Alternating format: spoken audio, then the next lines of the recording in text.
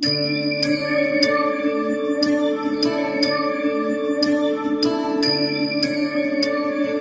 श्री वरलक्ष्मी देवताभ्यो नमो नमः। व्रत कथा प्रारंभ। पूर्वము సౌనకాది మహర్షులు నైమిషారణ్యమున కూడి ఉన్నవారై వారందరిలో కల్లా పెద్దవాడైనటువంటి వారి యొక్క గురువుగారైనటువంటి సూత మహర్షిని చూచి అక్కడున్న మహర్షులందరూ కూడా ఇలా అడుగుతున్నారు, అయ్యా భూలోకమున కలియుగం ప్రారంభమైంది. మరి ఈ కలియుగం ప్రారంభంలో మానవులందరూ కూడా కలి ప్రభావితులై అనేకమైనటువంటి కామ క్రోధ లోభ మద మత్సరాలన్నీ కూడా కూరుకొని పాపకర్మలన్నీ చేస్తుంటారు.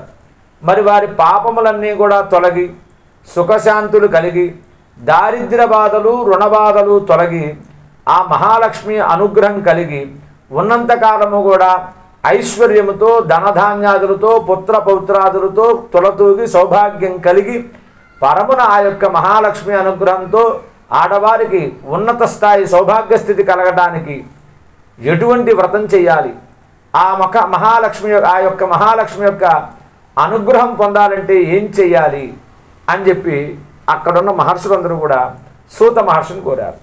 అప్పుడు సూతులు వారు చెప్తున్నారు, నాయనలారా మీరు లోకహితార్థమై అనగా లోకానికి మంచి చేసేందుకు చక్కని విషయాన్ని అడిగారయ్యా. ఇది కలియుగం, ఇది కర్మ ఫలితం కలిగినటువంటి యుగం కలియుగం. మానవులు ఏ ఏ తప్పిదాలైతే చేస్తుంటారో ఏ ఏ పాపకర్మలైతే చేస్తుంటారో వారి యొక్క పాపములు వారి యొక్క శిక్షలన్నీ కూడా ఈ యొక్క కలియుగంలోనే వారికి అనుభవిస్తూ ఉంటారు. అనేకమైన దుఃఖములు దారిద్ర్య బాధలు అనేక రకాల ఇబ్బంది పడుతుంటారు. మరి వారిని ఆ యొక్క మహాలక్ష్మీదేవి ధనలక్ష్మిగా వరలక్ష్మిగా వారిని కోరిన కోరిక తీర్చే కొంగు బంగారంగా ఆ యొక్క మహాలక్ష్మి అనుగ్రహం కలిగేటువంటి దివ్యమైనటువంటి శక్తివంతమైనటువంటి ఒక వ్రతం కలదు నాయన, అది శ్రీ వరలక్ష్మీదేవి యొక్క వ్రతం అని చెప్పారు. ఆ మాట చెప్పగానే ఆ మహర్షులు, అయ్యా మరి ఆ యొక్క దివ్యమైనటువంటి వరలక్ష్మీదేవి యొక్క వ్రత విధానాన్ని ఆ యొక్క వ్రత కథను కూడా మాకు చెప్పండి స్వామి అని చెప్పి మహర్షులు సూత మహర్షిని అడిగారు.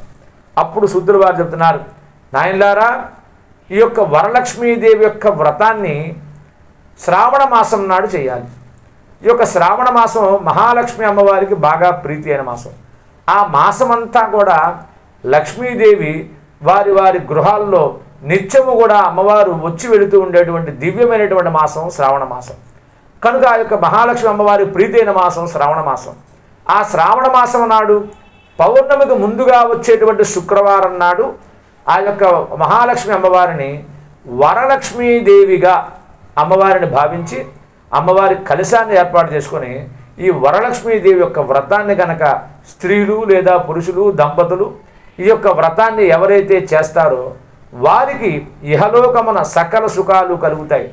అనేకమైన సౌభాగ్యము సంతానము ఐశ్వర్యము కూడా కలిగి అంత్యమున ఆ యొక్క వైకుంఠ ప్రాప్తి సౌభాగ్య స్థితితో కలగజేస్తుంది ఆ యొక్క మహాలక్ష్మి అమ్మవారు అని చెప్పారు. చెప్పగానే ఆ యొక్క వ్రతం అంతా చెబుతున్నారు.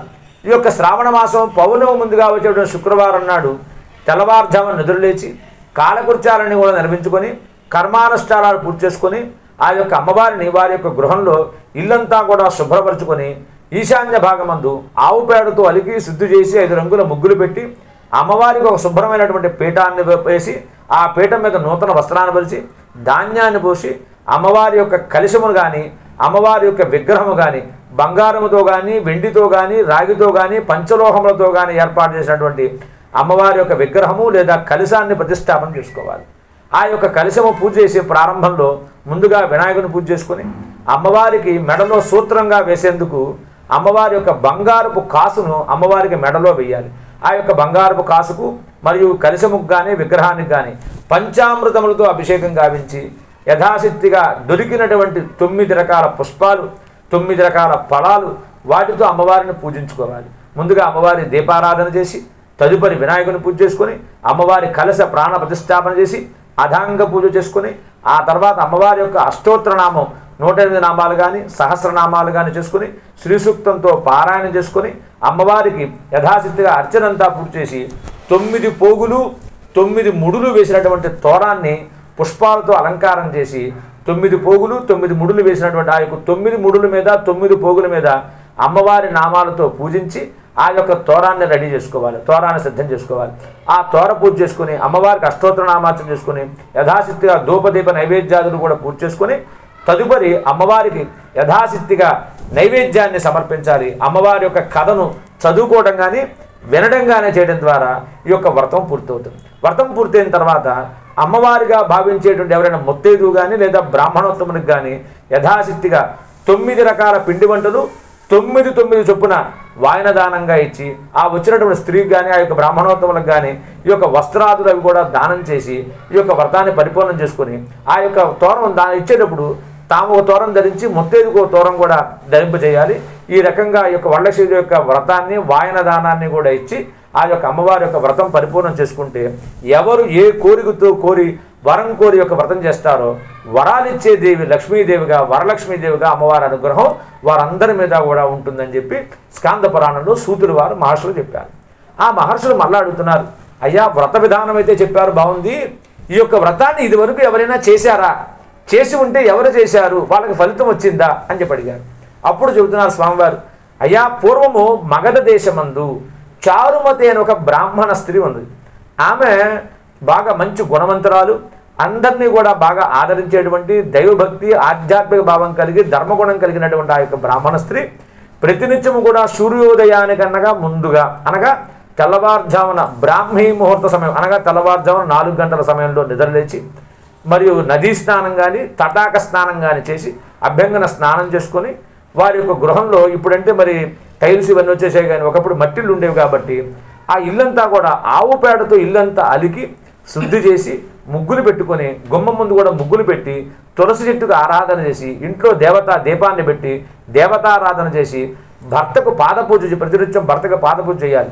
భర్తకు పాదపూజ చేసి పాద నమస్కారం చేసుకుని అత్తమామలకు నమస్కారం చేసుకుని ఇంటికి వచ్చేటువంటి అతిథులకు వారి సత్కార్యం అంటే ఏమేం చేయాలి, దేవతాభ్య గురుభ్య మునిభ్య పితృభ్య మాతృభ్య వాటితో పాటు అతిథి దేవో భవ అన్నారు.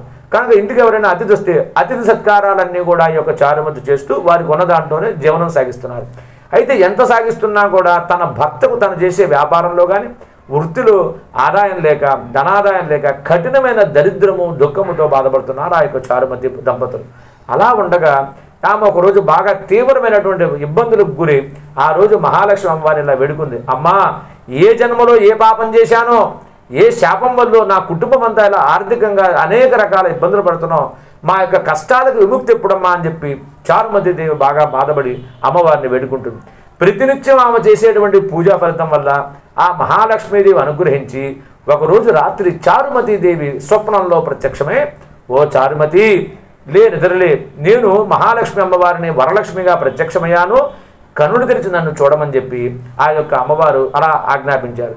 వెంటనే చారుమతి స్వప్నంలోనే కన్నులు తెరిచి ఆ అమ్మవారికి నమస్కారం చేసుకుని, అమ్మా నీ యొక్క రాకతో నా యొక్క గృహమంతా పావనమైంది, నాకు ఐశ్వర్య ప్రాప్తి కలుగుతుంది, నాకు అంతా కూడా శుభం జరుగుతుందమ్మా ఈ క్షణం నుంచి అన్నారు. ఓ చారుమతి, ఈ యొక్క కలియుగంలో ఎవరికి కూడా భగవంతుని అనుగ్రహం ప్రత్యక్షంగా ఉండదు. కనుక నీవు ఏదైనా ఒక పూజో నీ యొక్క ఐశ్వర్యం నిమిత్తం నీ కష్టం తొలగడానికి ఏదైనా ఒక పరిహారం చేస్తే కానీ నీకు ఫలితం రాదమ్మా. కనుక నీవు రాబోయేది శ్రావణ మాసం, ఆ శ్రావణ మాసం పౌర్ణమికి ముందుగా వచ్చేటువంటి శుక్రవారం నాడు నీవు మీ యొక్క అత్తమామలు మరియు నీ తోటి బంధువులు స్నేహితులు ఇరుగు పొరుగు వారందరూ కలిసి మీ గృహంలో వరలక్ష్మీదేవి యొక్క వ్రతాన్ని కనుక శ్రద్ధాభక్తులతో చేస్తే నీ కష్టము నీ దుఃఖము నీ దరిద్రమంతా తొలగి సుఖశాంతులు కలిగి పరమన నీ భర్త కుటుంబంతో సహా ఐశ్వర్య ప్రాప్తి కలిగి పరమన మోక్ష ప్రాప్తి కలుగుతుందమ్మా. కనుక ఈ యొక్క వరలక్ష్మీదేవి యొక్క వ్రతాన్ని చేసుకోమని చెప్పి ఆజ్ఞాపన చేసి అమ్మవారు అదృశ్యమైపోతుంది. ఆ మాటలు విన్న ఆ యొక్క చారుమతి నిద్రలోనే అమ్మవారికి ప్రదక్షిణ నమస్కార శ్లోకాలు పఠించి నిద్ర నుంచి మేలుకొని భర్త దగ్గరికి వెళ్ళి జరిగిందంతా ఆయనకి చెప్పి అత్తమామలకు చెప్పి ఇరుగు పొరుగు వారికి తమ యొక్క కుటుంబీకులకు అందరికీ తెలియజేసి శ్రావణ మాసం వచ్చే వరకు ఎదురు చూసింది. శ్రావణ మాసం పౌర్ణమి ముందుగా వచ్చే శుక్రవారం నాడు ఈ యొక్క వరలక్ష్మీదేవి యొక్క వ్రతానికి 9 మంది ముత్తైదును పిలవాలనుకుని వారి యొక్క బంధువుల్లోనూ స్నేహితుల్లో ఉన్న వాళ్ళందరినీ స్త్రీమూర్తులందరినీ పిలుచుకొని వచ్చి ముందు రోజు రాత్రే ఆ రోజు రాత్రంతా పూజకు ఏర్పాటు చేసుకుని మరుసటి రోజు ఉదయం అందరూ నదికి వెళ్ళి స్నానమాచరించి అభ్యంగన స్నానం చేసి చక్కగా వారి యొక్క గృహంలో ఈశాన్య భాగంలో చారుమతీదేవి అమ్మవారికి వరలక్ష్మి అమ్మవారిని కలశాన్ని స్థాపించుకొని భక్తి శ్రద్ధలతో ఇందాక పూజా విధానంలో చెప్పిన విధంగా అమ్మవారిని పూజించుకొని ఆ 9 మంది ముత్తైదువులు కూడా అమ్మవారి స్వరూపాలుగా భావించి ప్రతి ఒక్కరికి కూడా గంధ పుష్ప అక్షతలతో వారందరినీ అర్చన చేసి వారు కట్టుకోవడానికి చక్కని వస్త్రాలు పెట్టి వారందరికీ కూడా పిండి వంటలు 9 రకాల పిండి వంటలు ఒక్కొక్కటి 9 చొప్పున 9 మందికి కూడా వాయనదానంగా ఇచ్చి వారి ద్వారా అక్షతలు పెంచుకొని 3 సార్లు ప్రదక్షిణ చేస్తుంది చారుమతి. ఒక ప్రదక్షిణం అయ్యేసరికి ఆ యొక్క చారుమతి నివసించి ఉండేటువంటి గృహమంతా కూడా గోడలన్నీ కూడా బంగారు గోడలుగా మారిపోయినాయి. రెండో ప్రదక్షిణ చేసేసరికి తమ ఒంటి నిండా కూడా బంగారు ఆభరణాలు వజ్రాభరణాలన్నీ వచ్చేసాయి. తనకే కాకుండా పూజకు విచ్చేసిన ముత్తైదులందరూ కూడా ఆభరణాలు వచ్చేసాయి. మూడో ప్రదక్షిణ చేసేసరికి తమ యొక్క గృహం ముందు రాజుగారు అశ్వవాహనం, గజవాహనం, రాజాదిరాజ వాహనం, పల్లకీ వాహనాలన్నీ కూడా వారి కోసం ఎదురు చూస్తున్నాయి.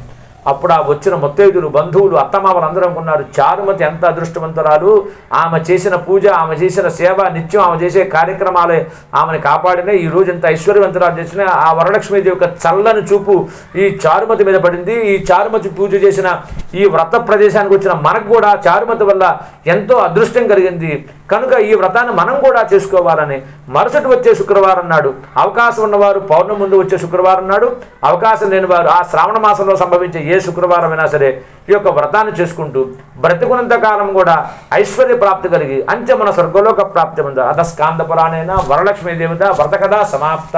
అక్షర గణేశన.